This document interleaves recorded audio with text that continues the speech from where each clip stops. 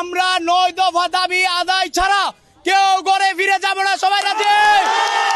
সবাই আওয়াজ তুলো, হাসিনাকে জানিয়ে দাও 9 দফা দাবি ছাড়া আমরা কি করে যেতে পারি?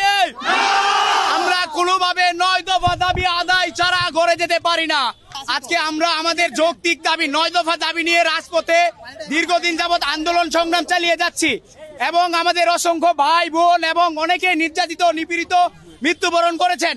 সম্মানিত উপস্থিতি, বন্ধু ভাইয়েরা, বড় ভাই, সবাইকে একটি কথা বলে দিতে চাই, এই অগণতান্ত্রিক সরকার আমাদের শিক্ষাকে ধ্বংস করে দিয়েছে। আমাদের শিক্ষার্থীদেরকে ওরা যে অবস্থায় নিপীড়িত নির্যাতিত করেছে পুলিশ বাহিনী দ্বারা, তাদের গুন্ডা বাহিনী, দলীয় কর্মী দ্বারা।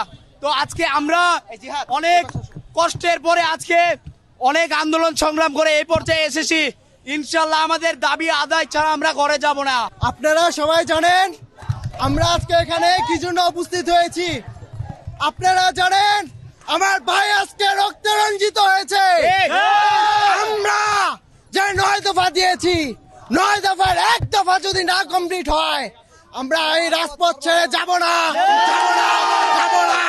যতদিন না পর্যন্ত আমাদের দফা না আদায় হবে আমরা সকলে রাজপথে থাকবো ইনশাআল্লাহ।